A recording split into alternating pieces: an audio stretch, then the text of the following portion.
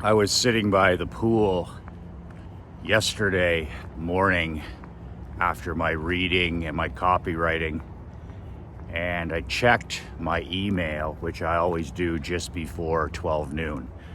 I stay off the internet until minimum 11 a.m. No cell phone, no email, get all the big things done.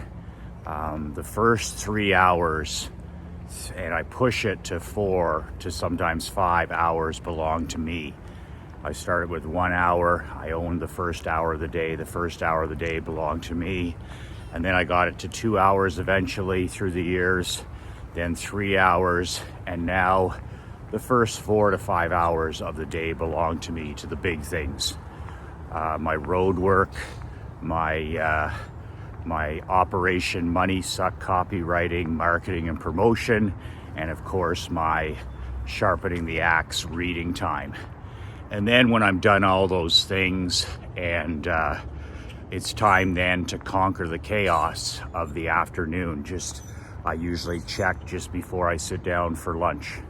So yesterday I was checking my email, and what do I have in my email box but a message from my daughter Emery's school.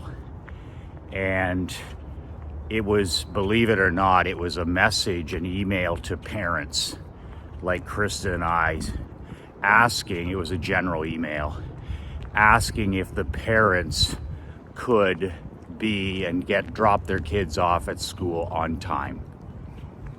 That's what the email was. It was an email to grown adult parents asking if the parents could respect the rules of the school and have their children on time.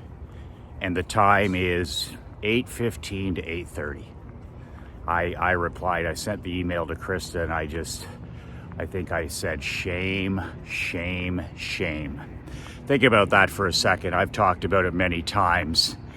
I think the number one signal that you're a self-disciplined person, the number one test I use with people in my world, whether it's an employee, whether somebody's applying for a job with me, whether it's a vendor I want to use, a contractor, anybody and everybody in my life, the number one test I use before I hire or let anybody into my world is, can they be on time? Can they be consistently early for everything that they do?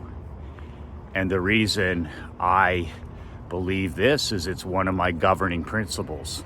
If you can't be on time, you can't be trusted. If you cannot be on time, you simply cannot be trusted. And I've never seen a situation where this has not been the 100% accurate truth. Anytime I've gone back on this principle or standard that I have, let's say I hire a printer who was late for our original meeting. I remember one time, being our printer was a big deal. We did 140,000 flyers a month, newsletters, 9,000 newsletters per month, on and on.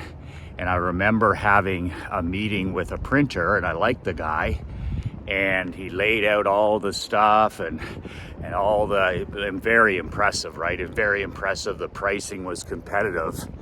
But here's the thing. He was 10 minutes late for the meeting. So a red flag went off in my mind. But we always make these mistakes, right? I didn't follow my golden gut. I didn't respect my intuition. This is 15 years ago. And I hired the guy. And I got exactly what I deserved. I got my ass handed to me for a good 2 months straight. Every printing run was late. Everything came with excuses for lack of punctuality. The newsletters, the newsletters are late. The flyers are late. Somebody is phoned in sick. He couldn't get the job done consistently on time. Well, that's not his fault. That's Michael McLean's fault, because I was warned. I was warned that, he's not going to be a guy who can be consistently on time. And I was shown that by him being late. Good morning. Him being late for 10 minutes in our first meeting. So I had nobody to blame but myself. But my governing principle is, if you can't be on time, you can't be trusted. I learned in sports, and I learned as a young child, my dad is the most punctual person I've ever met in my life. In in my 50 plus years, I've never remember my father being late for anything to this day. If he's going to meet me at the arena for Emery's skating and it's 4 o'clock, he's out front in his truck at 3:30. He's 30 minutes early for everything. And he had that mentality in business as well. Like, if he was going to be delivering a business policy or a farm policy, a contractor's policy, anything like that, if he said he was going to be there at 10 a.m., he was in the driveway or around the corner at 9:30 a.m. He's always 30 minutes late. If I meet him for lunch, he's 30 minutes early. And maybe this is the reason that he's one of the most relaxed and less, like, barely any stress, and he's 89 years old, is because he's not under the constant pressure and anxiety that other people are. They're just constantly running around like chickens with their heads cut off because they're constantly late for everything. You know, what I teach here, I always say to you men, is being a badass world builder means one basic thing, and that is look around you and what you see and do the exact opposite.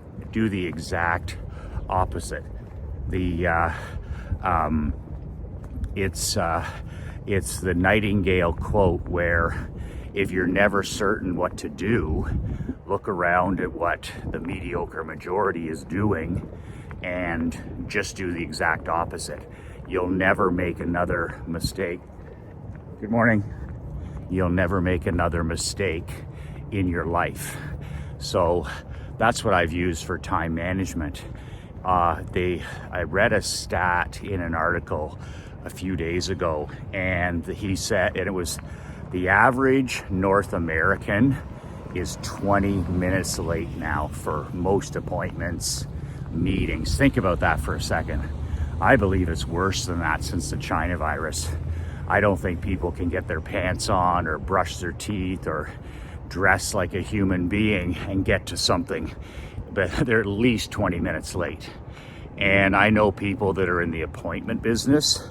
I've worked with dentists and chiropractic offices. I've worked with professional services who, they depend on 15-minute appointments, 15 minutes, next patient. And these people are just pulling their hair out in 2023 because, they're booked all through the day, and by noon, they're a good hour and a half behind. Same with physicians, doctors, specialists. They can't get people to show up on time. If everybody on average is 20 minutes late, well, that's a hell of a day. I mean, hours are lost each and every day. So my point is always the same. I don't care what anybody else does. Just reading that email was a sign of society's low standards. When you have to send an email from the principal saying, could you get your kid here by 8:30 every day and drop him or her off? That's a sign of society's low standards. You can say what you want about today's world. You can talk about politics. You can talk about social media. You can talk about kids today. But for me, I can frame it all down to one thing, and that is lower standards. Lower standards.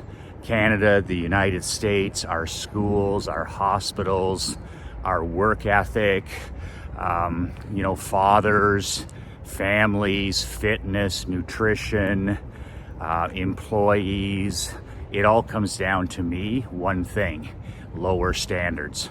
We now have much, much lower standards than we had 10 years ago, 25 years ago, 50 years ago, and certainly 100 years ago. Do you think that my parents had a problem getting their kids to school for 8:30? My dad rises every day at 5 o'clock in the morning. He's already had 3 hours of work in by then.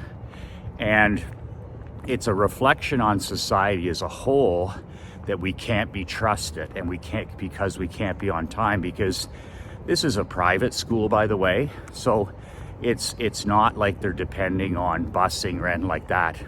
These are doctors, lawyers, accountants, other business entrepreneurs, stay-at-home dads, stay-at-home moms.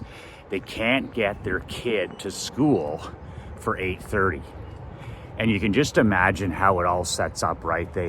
You can see the chaos in the home as soon as they get up in the morning. They're late, the kids aren't cooperating, everybody is, scrambling, and there's fighting and complaining and all this other stuff. And, mom and dad are buried in their phones and all this kind of stuff. And then, getting lunches, and are you kidding me? They don't even have to make lunches. The school actually makes the lunches. Think about that for a second, moms and dads. These schools here, if you added a lunch to it, they wouldn't get there till 10 a.m. So literally, the child just has to get up, good morning, have some breakfast, and and get out the door, but can't get there for 8:30. And it's interesting, the principal / teacher that sent the email is our favorite teacher ever. Like I'm a former pro coach, former amateur coach. I've seen great coaches. I've played for great coaches. I've played for poor coaches, and I've had poor teachers. And I know the difference that a mentor or a great coach can make. The difference that a coach can make for a football team, a math teacher, a chess teacher, a swim coach, a mentor. It can make all the difference, right? It's not what school your kid or grandkid goes to, it's what teacher do they have? What teacher do they have? Do they have somebody who's passionate and obsessed with teaching? And this person who sent the email, she has to drive 45 minutes to get to work because she's out in the playground, right? So she's there at 8 o'clock in the morning. 8 o'clock, which means she leaves home at 7. So she leaves home at 7. And she's there at 7:45, 8 o'clock at the latest. So she's not talking out of her ass, she's like there early, and she has the furthest way to drive, the furthest distance. So she's early, and it must be incredibly frustrating for her to stand there day after day when she had to get up at 5:30 or 6, get her kid ready, and all that, and then stand in the playground from 8 o'clock to 8:30, and then be ready to start school at 8:30, and you have kids missing. And as you know, it's always going to be the same 20%. It's always going to be the same 10%, right? The mom and dad, they had too much to drink on Tuesday night, or they stayed up late watching their TV, or their cell phone junkies. It's all the same, right? Oh my God, I'm sorry, I'm so late. You wouldn't believe my morning, right? Just toxic people to stay away from. So admittedly, and I spoke about this a while ago, Emery was late for school one day. And in our home, one thing doesn't become two. If something's wrong or not right, one doesn't become two. I don't miss 2 days of walking. I don't miss 2 days of writing. I don't miss 2 days of reading. I don't miss any days. But if I did, the fact that I'm measuring what I do, it doesn't bleed into the next day. It doesn't bleed into the next week. I see guys fall off the wagon, or I see guys I work with stop walking or writing, and they're like, oh yeah, 2 months ago I stopped. Well, I'm like, why the fuck did you not get back going the next day? Your leg's broken, you can't walk? You've got your hand. The good Lord's given you a hand to write with, fingers to type with. You couldn't get back on the wagon for 3 months, or a person who falls off the wagon and starts drinking again. No problem. Pour that shit down the sink and don't ever drink again. That's the remedy. That's it. No announcement required. No treatment required. No meeting required. Just pour that shit down the sink and then get back to it the next day. The next day. Done. So, Emery was late. As I shot a video, I told you about this. She was late one day, 8:32. So we're as guilty as the next person, although it only happened one time. It didn't happen 45 times. And I went fucking apeshit. And I didn't need any email from a principal. I didn't need a teacher to remind me. In all the years we've been going to that school, I can count on one hand the number of times that we haven't been 10 minutes early. We're always early. But on this particular date, and I noticed Emery getting later and later, that's how standards go, right? That's how they slip. A foot becomes a yard becomes 3 yards, and next thing you know, slippage. So being a leader, a father, an entrepreneur, a businessman, whatever you are, you always have to watch for slippage like that. So all through the week, Emery was getting later and later. So finally we got there one day at 8:31 or 8:32. It's only 2 minutes, right? Fuck, it might as well be 2 hours in my book. If you're not 10 minutes early, you're 10 minutes late. That's what my assistant coach used to say. Never, ever, ever was he not early for everything. But he had a saying, if you're not 10 minutes early, you're 10 minutes late. His dad taught him that. His grandfather taught his father that. If you're not 10 minutes early, you're late. So Emery was 2 minutes late, and I went bananas. I went bananas in the truck. Like, I thought the glass was going to come out of the Escalade. Like, I'm not a guy I don't raise my voice in my home. I don't ever cuss in front of my kid, ever. I'm very, very calm as a father I'm very, very calm as a husband. But when it comes to a handful of principles like this, where you're just late, yeah, well, you know what? You have impact. You have impact because I never yell and I don't ever swear. But that day that she was 2 minutes late, I went bananas. I went bananas before she went in there. And I mean, she was in shock. But I'll tell you this, we talked about it on the way home. So after I was so upset about it, of course, we talked about it on the way home, and it never happened again. We talked it through, and I told her everything I'm telling you right now. If you can't be on time, you can't be trusted. And you want to be a person that people can trust. So she's doing her little dog walking company here yesterday. We're 5 minutes early for every client she has. So we have to walk the dog like yesterday at 5. We're standing in the driveway at 4:55. I can't do it any other way. I would lose my mind. Leanne is an extremely punctual person. And if she's late, it's because she has 17 things going at the same time. But when she has to be somewhere, she's there. And if she's not, I'm gonna lose my mind. Same with Marc Andre. Marc Andre is an extremely punctual young man. He must look around at his friends and associates that are 24 years old and just smile and laugh. There's no competition, right? If Marc comes to my office in town once a month, if he's supposed to be there at 11, I mean, he's in the driveway at 10:50. He's 10 minutes early. And if anything happens, he's got that buffer time.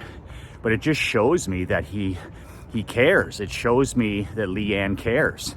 That's the other thing that Coach Saban says, Nick Saban, the head coach of Alabama. You know, these guys have these incredible programs where they win national championships and they graduate 100% of their players. And everybody looks at it and says, well, he's got the best players. Well, I've had the best players in my coaching career most of the time. And you can lose with the best players. In fact, talent guarantees nothing.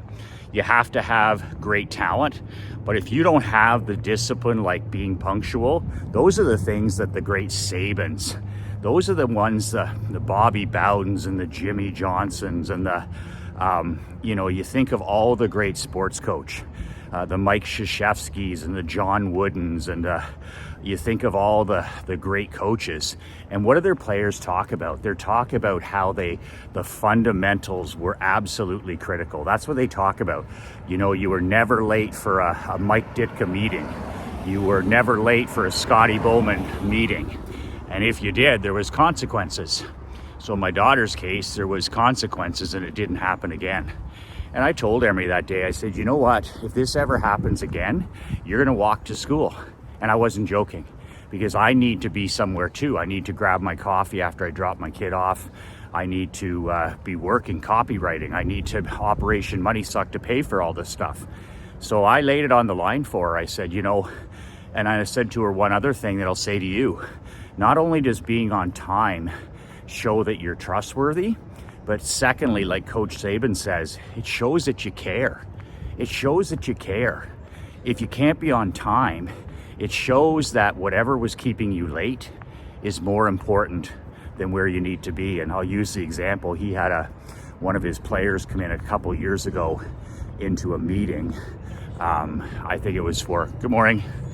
And it was for, it was a defensive video session. I think it was maybe for it doesn't really matter. And here's this guy walks in like 4 minutes late, right? And Coach Saban's like silent. There's only 7 guys there. And Saban's like, where were you? Now we got to start again, which I don't do, by the way. I don't start anything again. I lock the fucking door on my players. Ask Marc-Andre. There's never been a player walk into a meeting of mine in the middle. There's never been, I lock them out. I make them sit in the hallway. And then when I come out, I scratch their ass. They don't play. They don't play. They just practice before the game. I scratch their ass. I don't care if they're the leading scorer in the league. I don't care if they're the next coming of Connor McDavid. I walk out, about 1 minute late, 5 minutes late, excuse, no excuse. You're scratched. Sit in the crowd with everybody else. You're a fucking spectator.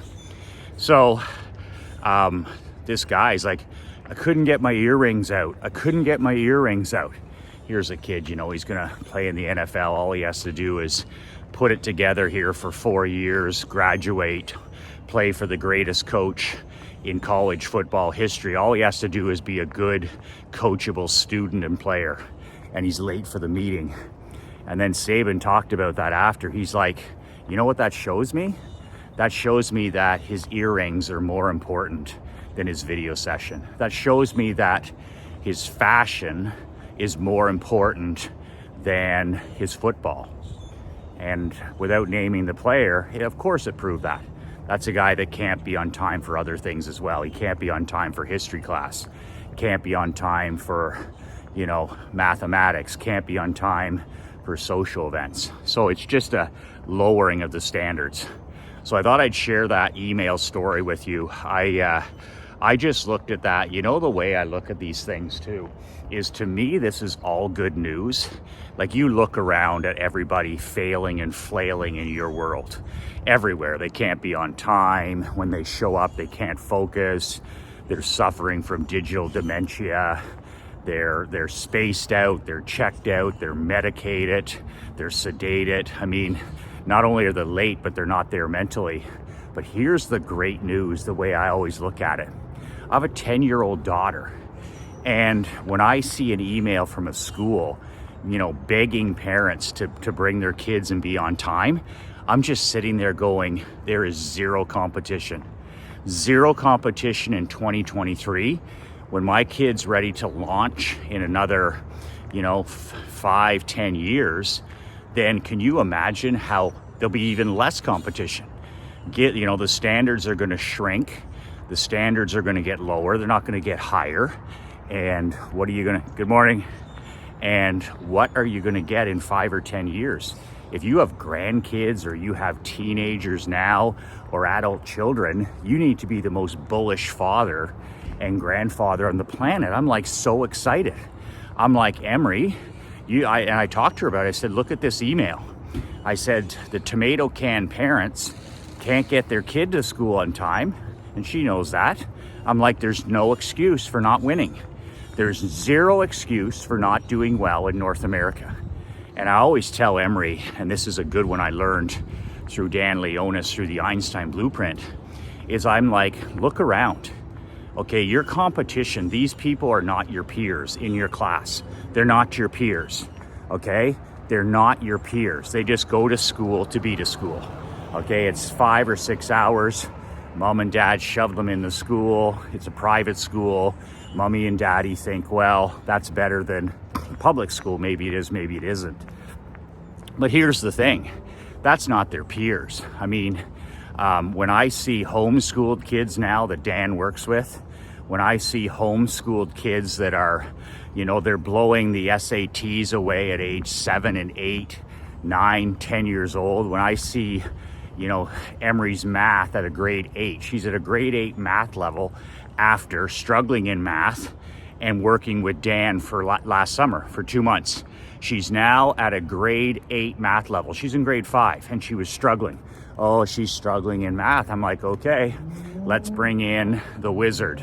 So Dan worked with her 6 days a week in a group setting online, and Emery's now at a grade 8 math level. It's just, he runs math sessions every day like, you know, like a football coach would run mini camp. Just go, go, go, go, go, go, go, go, go, go, and drill after drill after drill.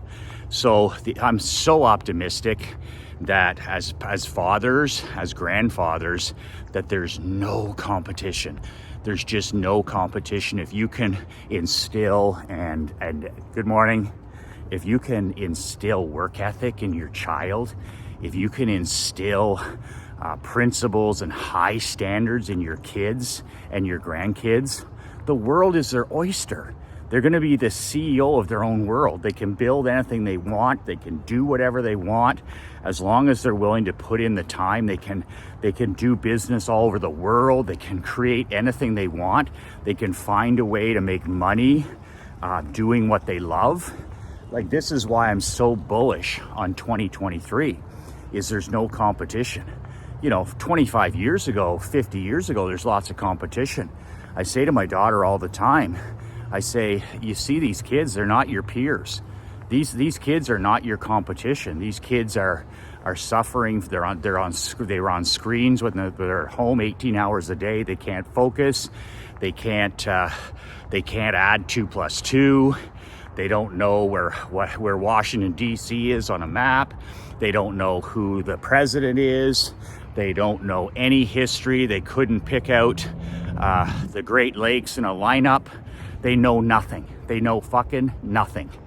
And that falls back on parents, by the way. We teach our kid, you know, like math and history and science. And these kids, they know nothing. They know nothing. I call it 2 + 2 = 5. They know nothing. They don't know how to write cursive. Oh, the cursive's not in the schools. Well, teach your kid cursive. You should be writing cursive, so teach your kid. So my kid can write cursive. She does every single day. Mathematics, I have a private coach off and on in Dan Leonis. I mean, this stuff is simple. Entrepreneurship, I don't expect the schools to teach anything. They know fuck all. So I teach entrepreneurship, lemonade stands and dog walking companies and YouTube channels. It's what you do. It's not what a church does or a teacher or a school, for God's sakes. But man, oh man, I teach my kid to be on time. So that's one of the principles right off the bat. Like, what is it? Woody Allen said 90% of success is showing up. It shouldn't be. It shouldn't be. I mean, it shouldn't be.